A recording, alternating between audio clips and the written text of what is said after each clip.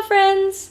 Before I get to the word, if you can please like this video, subscribe to my channel, that would be great. Four Men Ministry is growing. I'm super excited for what the Lord is doing, and it's not for my sake, it's all for the glory of God.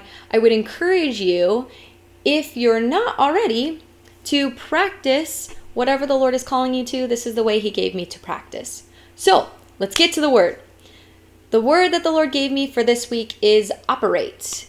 And when I was first talking to the Lord about it, He's been talking to me a lot about the space that we allow Him to operate in. And because God is the unlimited creator, when we allow God to operate in His own space, He can literally do anything. When we try to do things on our own, or we put God in our little box that we have, we limit what He can do. So I thought that's what He wanted me to talk about. It is a great reminder to not limit God, but not what He wanted me to talk about. So here we go. The definition, there's a few definitions from Webster's 1828. And so the one that I thought He wanted me to talk about is to act, to have agency, to produce any effect. It also means to act, to exert power or strength, physical or mechanical, to act, to or produce effect on the mind, to exert moral power or influence. We'll come back to that in a second. God is not a mind controller, just throwing that out there. And then the other one in surgery, basically to perform an operation. And so really kind of the last one was more of what He wanted me to talk about. So I'm going to read a few verses that might be familiar to some of us, but it's always good to get the word deep inside of us, let it change us.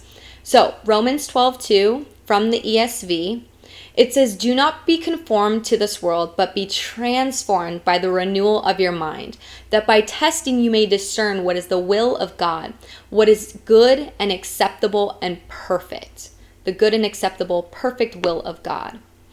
So because God can only operate where we allow Him to operate, because He did give us free will, He's not a puppet master up there in heaven, right? He gave us the power to choose.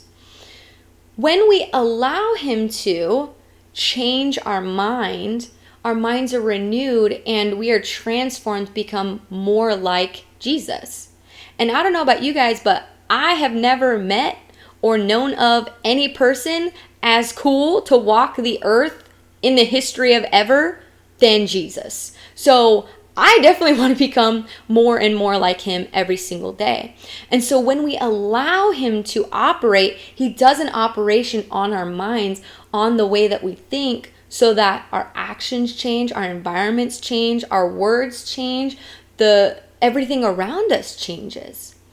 And the other verse that He wanted me to talk about is Hebrews 4:12. I'm reading from God's Word version. It says, "God's Word is alive and active. It is sharper than any two-edged sword and cuts as deep as the place where the soul and the spirit meet, the place where joints and marrow meet." God's Word judges a person's thoughts and intentions. So when we allow God to do an operation on us, to basically, it's a two-edged sword. That's like a surgical instrument, right? And that's one of the definitions of operation, that He performs surgery on us, not because He's not a mind controller, but because He wants to change us and morph us to be more like Him.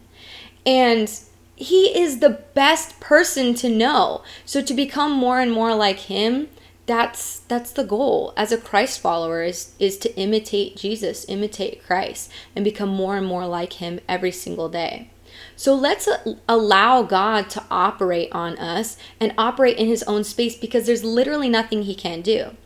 And the way to do that is, it says God's Word is alive and active. So I would encourage you, open the Word, see what God has to say, and allow it to transform you from the inside out. I promise you, you will not be disappointed by what God can do.